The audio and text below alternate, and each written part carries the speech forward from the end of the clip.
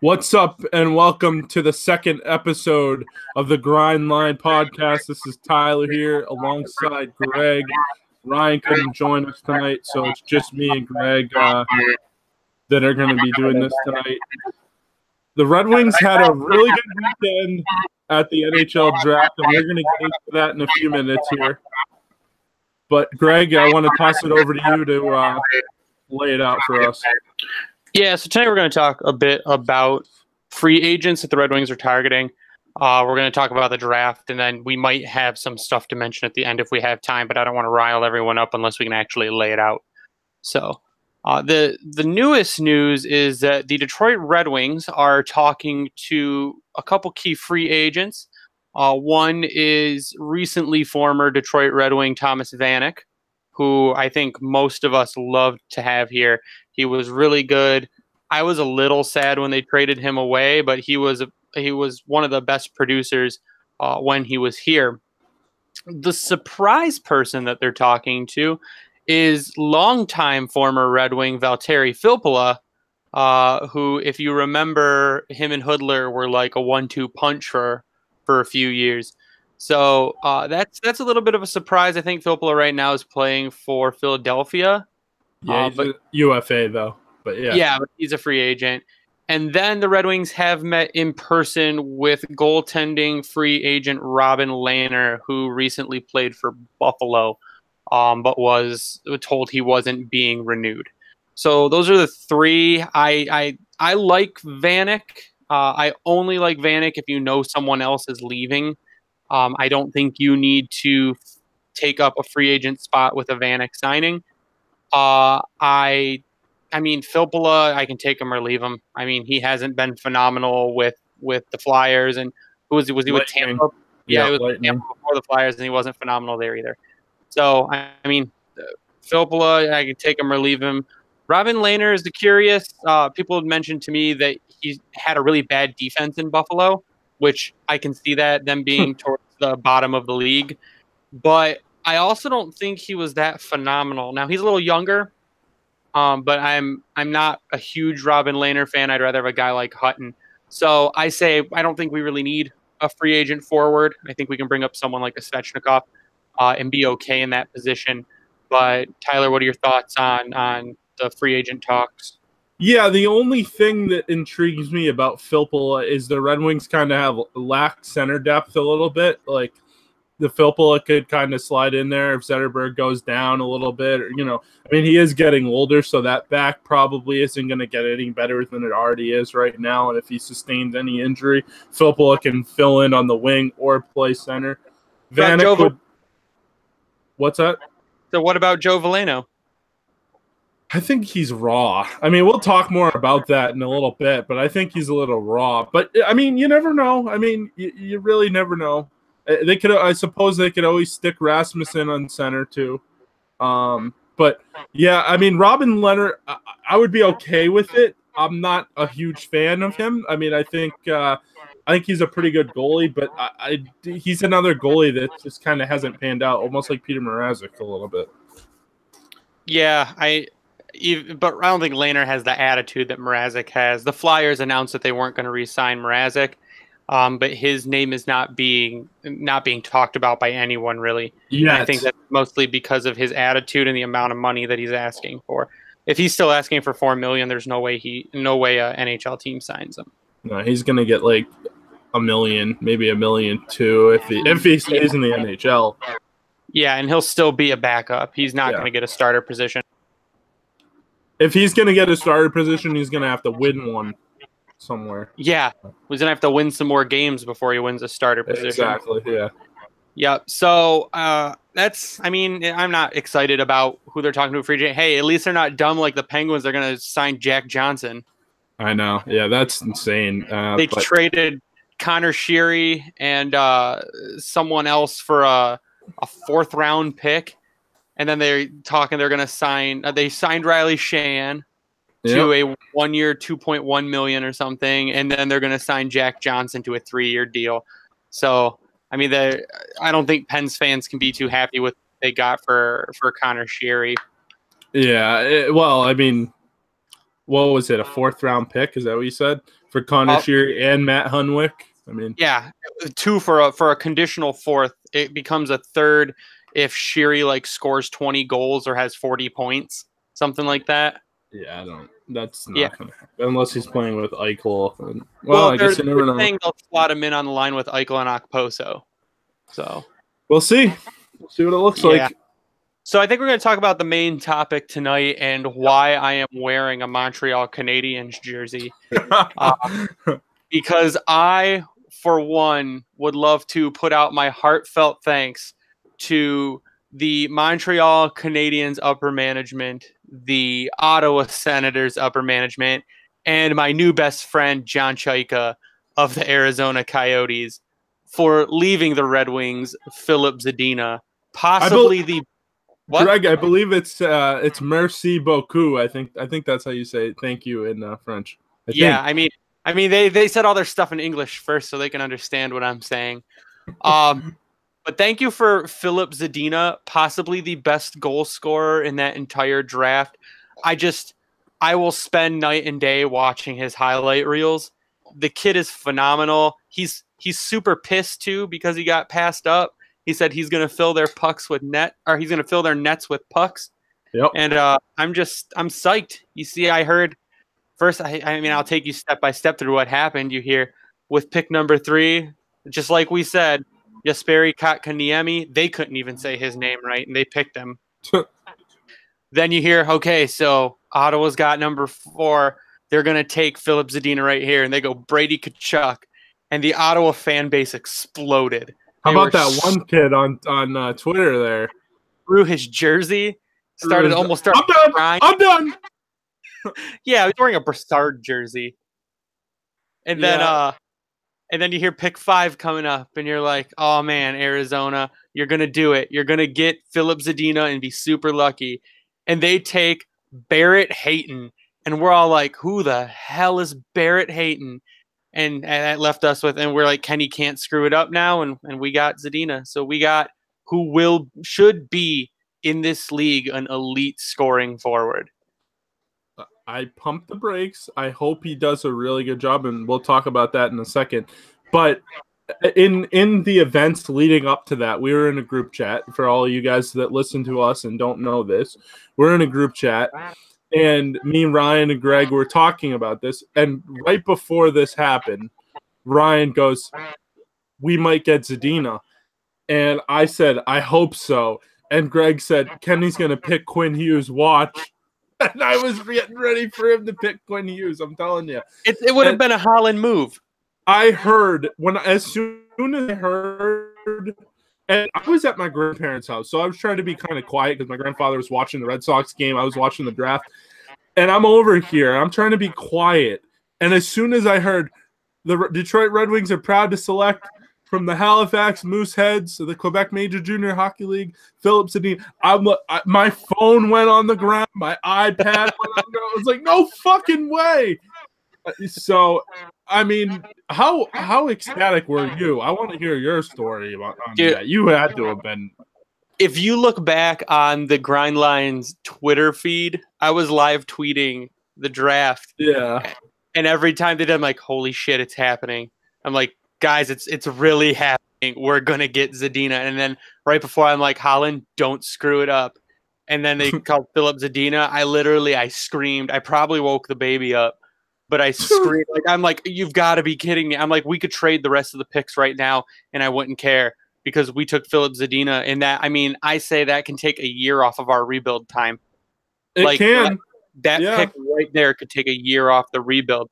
And then following that up, you go all the way down to pick 30, all the way down.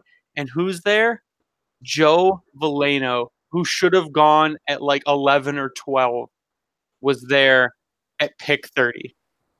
Yeah, Joe Veleno, and I didn't know a whole lot about him, but for you guys that don't know, I'm a pretty big hockey guy, but I'm also a baseball guy. So during the summertime, I don't have a whole lot of time to do a lot of hockey stuff unless there's big stories like these that come out.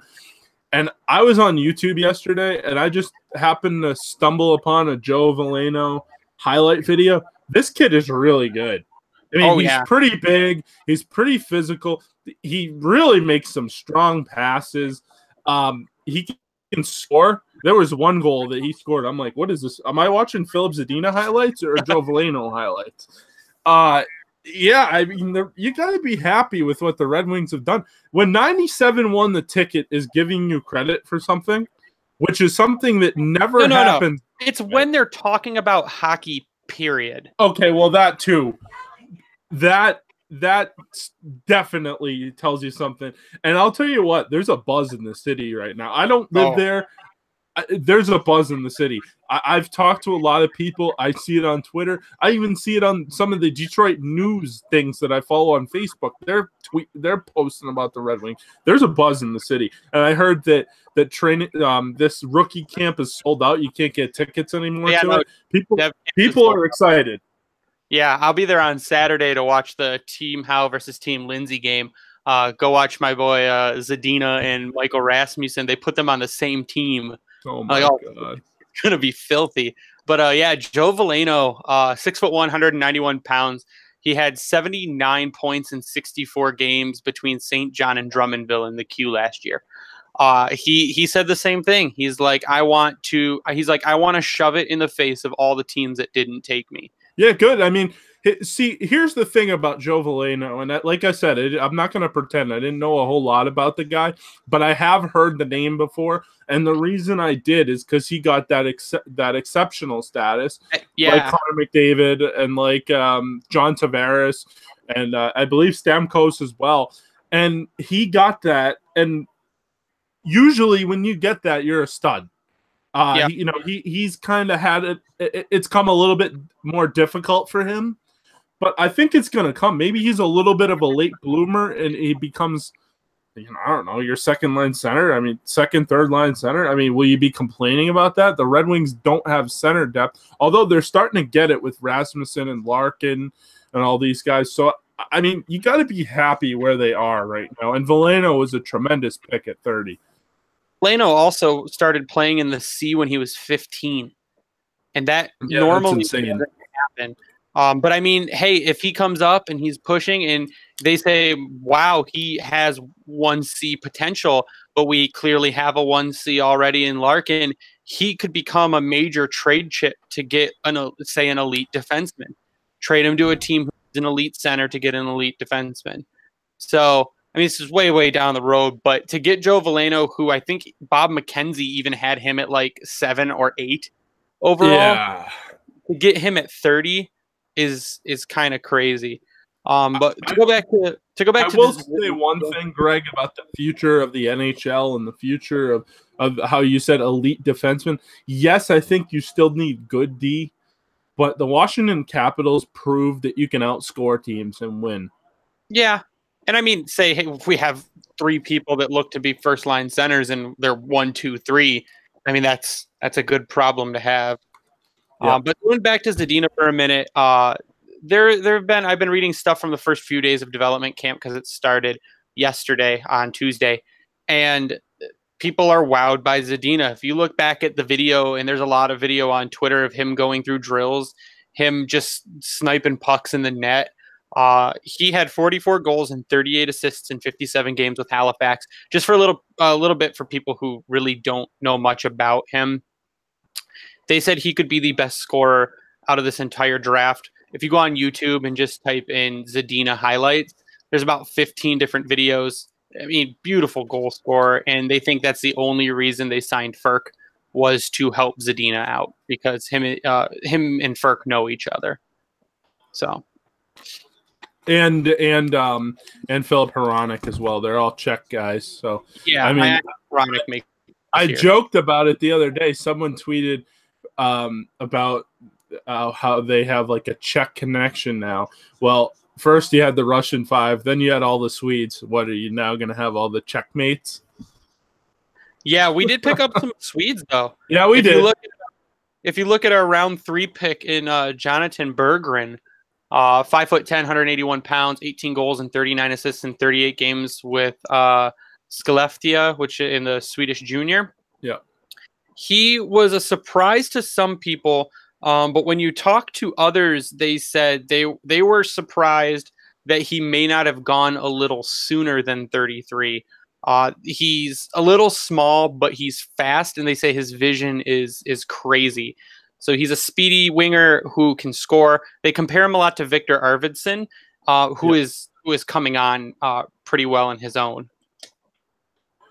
I like that pick. I mean, it's not a Red Wing draft. Helen St. James joked about it. Helen St. James, excuse me, joked about it, and she said it's not a Red Wing draft until you pick a Swede.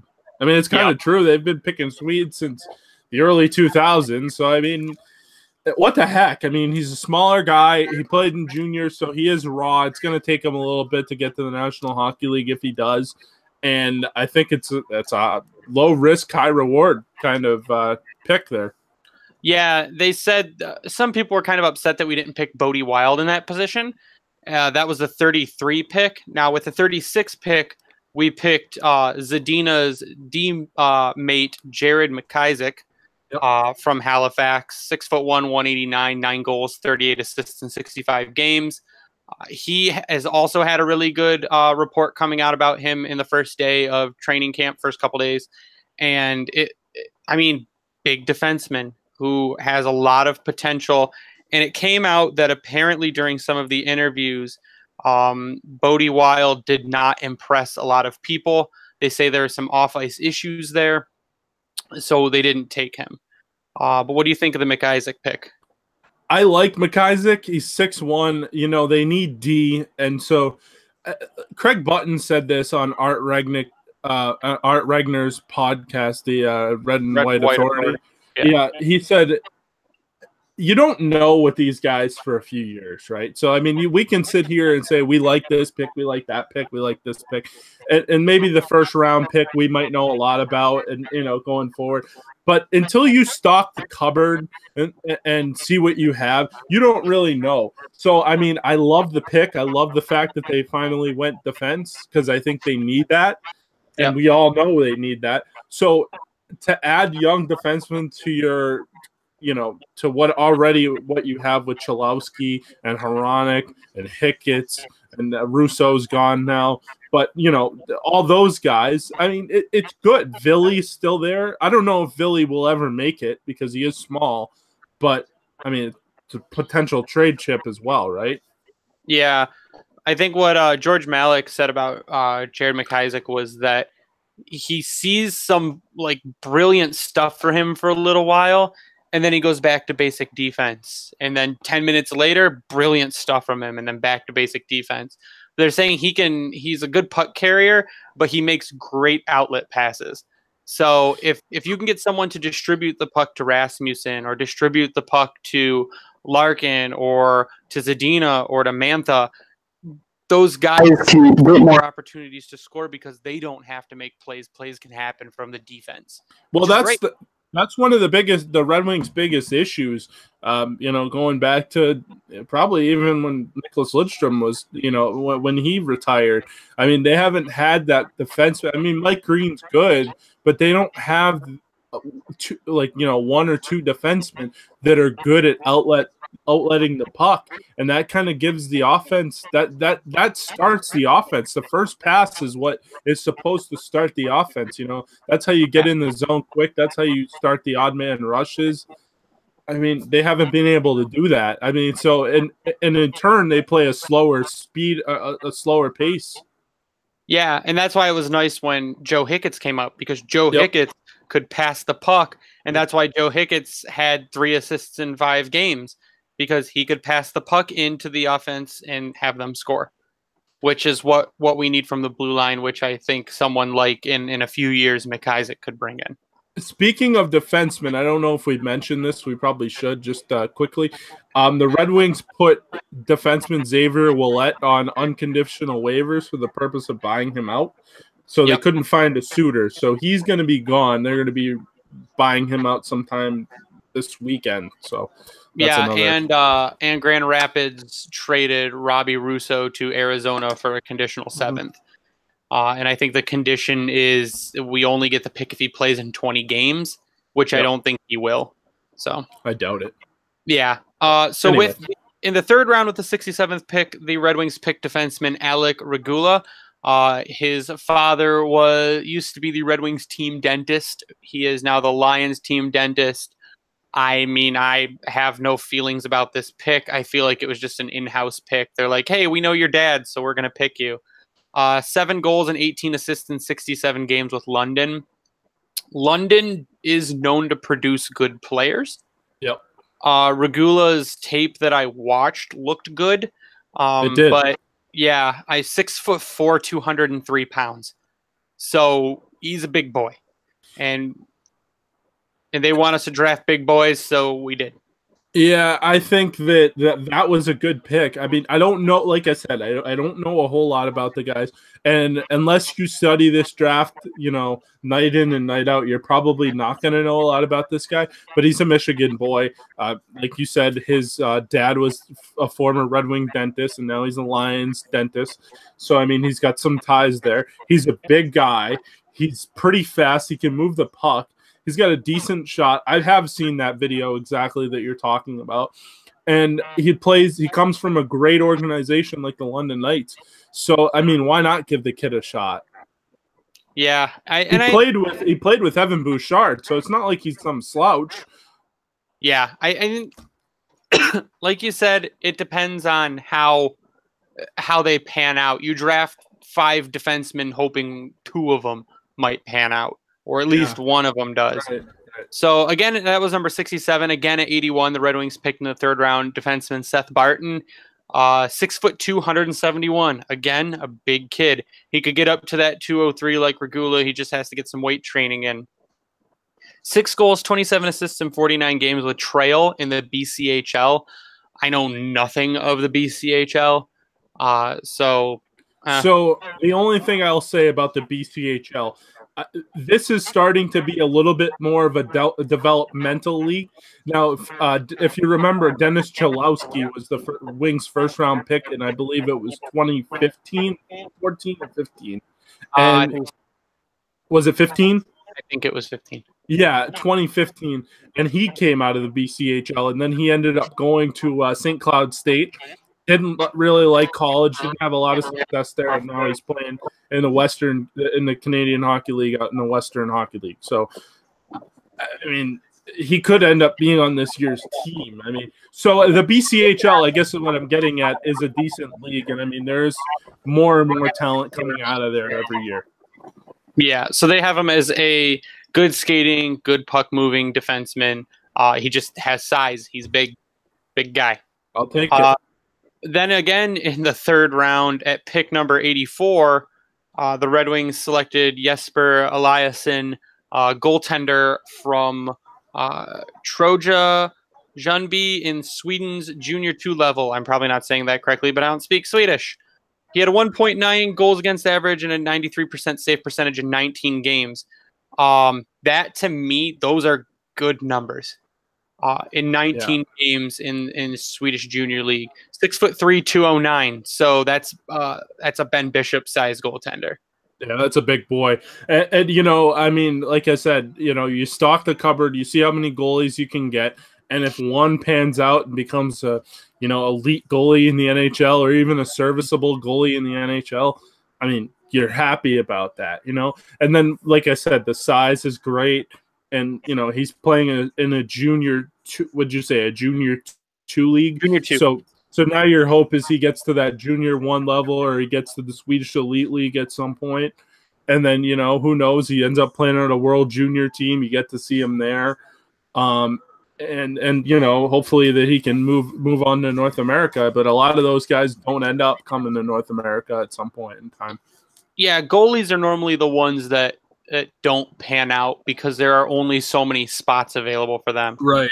You figure the NHL has 31 teams. That's 62 goalies roughly signed to NHL contracts.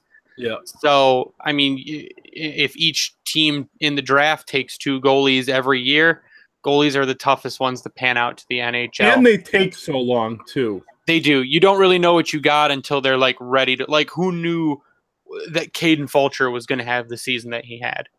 Or who knew that Philip Larson was going to have the season he had? I think Larson might be our future starting goaltender. Him or Petrocelli. Yeah, Petrocelli just needs to have a strong year, I think. Yeah. Fulcher, I think, would be a good backup eventually. Yeah. We'll see. So then the Red Wings made the shocking move, and they got Ryan O'Reilly. Not Buffalo Sabres Ryan O'Reilly. 6'2", 201-pound Ryan O'Reilly, 21 goals, 13 assists in 45 games with Madison in the USHL. So the United States Hockey League had a lot of love this draft. Yep. There was a lot from the USHL. It says that he has to work on his skating, but he's a big body and he's good around the net. He will be going to Denver next season. So, okay, and that's another good program. You know, Denver produces a lot of talent. You know, Henrik Borgstrom, Troy Terry. There's more players I can't think off the top of my head, but I mean, Denver won a national championship a few years ago. Will Butcher, the defenseman for the New Jersey Devils, had a really good year. So, I mean, you're going to a good program like that. You may or may not pan out, but I mean, that's a good pick for the Red Wings, especially given the fact that he has size. And I mean, you're sensing a theme here. They like their size right now. Yeah, and you'll hear that next with the 160th pick. 6'5", 200-pound defenseman Victor Brattstrom, or not defenseman, goalie Victor Brattstrom, who played with Timrå in Sweden too. And we know a lot of good players have come from Timrå. Yep. He had a 1.93 goals against and a 91% save percentage in 15 games. He is a monster. He's a monster, but from what I have seen of him, he's pretty agile. But it's rough. I mean, 6th-round goalie, you don't know what you're getting there. Well, I'll tell you what. Victor Brattstrom, that just sounds like a goaltender that looks like it could be a goaltender in the NHL. Now, I have no idea what he's like. I mean, that's a 6th-round pick. Most people probably had no idea who this guy was. But just from a name perspective, that sounds like a guy that could play in the NHL. I think and he's got some eyes. I think that's a Håkan Andersson pick right there. Big old Swedish goalie. It's got Håkan's fingerprints all over it. Yep, absolutely. And then rounding out the draft, the Red Wings got forward Otto Kivenmaki. So Otto, that's a pretty sweet name. 5'8", 137 pounds. He is small and he is light for now. 11 goals, 20 assists in 37 games with the Asat Junior in the Finland Junior League. What they're raving about him about is his hockey IQ. He's a good passer and he's a good setup guy. He's just real small. And when you're that small, you can be that small, but when you're 137 pounds, you're going to get bumped around. Well, I believe he's at the camp this week.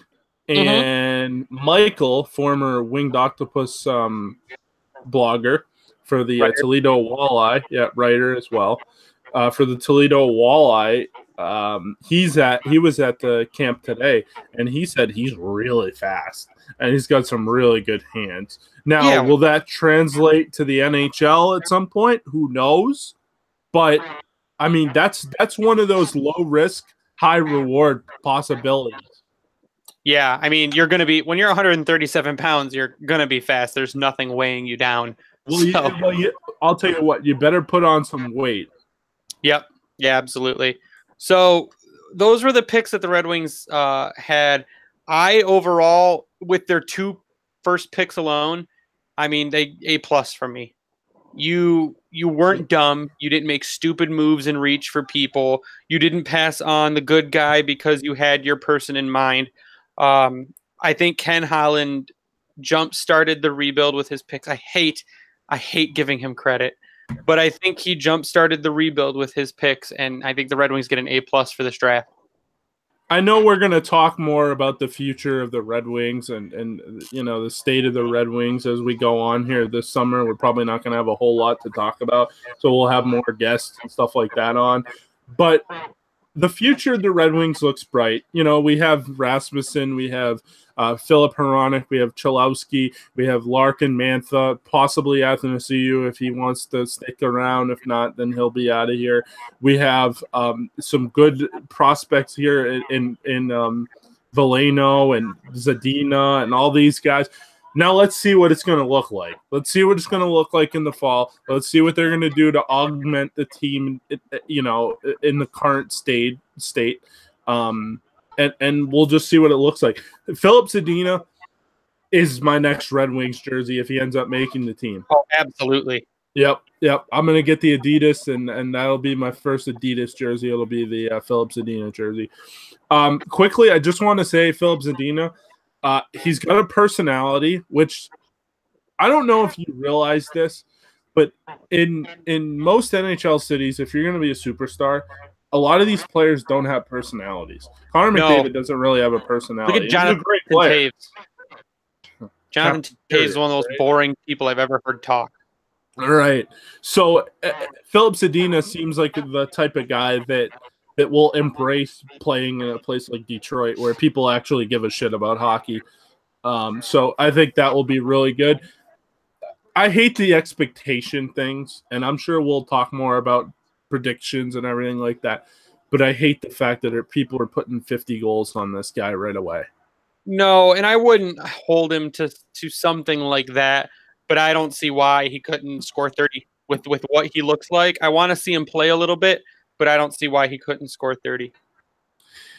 Yep, I agree. Well, I guess we'll talk more about, like I said, the state of the Red Wings as we go on this summer. But I think that the future's bright, and I do think like watching the development camp today, it felt like the Red Wings are not back, but it felt like people actually cared again. Like I feel like last summer people were like, you know, the new arena, that's cool, but there's nothing to hope for. There's nothing to look forward to. There's nothing. Now you have something to look forward to. Now, I don't know if he's going to give you highlight reel goals or what he's going to do, but he's going to be something to watch. He's going to be very intriguing. Yeah, there's a buzz in Hockey Town, and I'm going to be there on Saturday.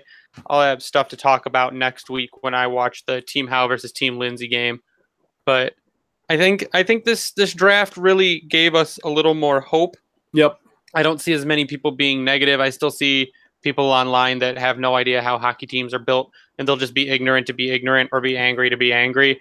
But for the hockey fans that know what this team needs and what it takes to get back to being good again, I think they should be very hopeful by what they saw at the draft. I will say one thing, and then maybe we'll get into the Zetterberg news. For the people that just want to be negative and say we should have taken a defenseman, don't come crying. Don't go on Twitter and start tweeting when Zadina starts scoring, I don't know, we'll call it 20 goals this year, or maybe more than that, or he scores an absolute highlight reel goal and you're tweeting about how much you love Philip Zadina. Just remember that you said that you didn't want Philip Zadina. You wanted defense. Yeah. Tell me that when he's putting up goals and you know, Quinn Hughes isn't even on the team in Vancouver. So let me tell you something. Those same people that say, well, Zadina this, Zadina that, they're going to have his fucking jersey on at opening night or a T-shirt at opening night because he's going to be a Red Wing player and he might be a superstar. Yeah.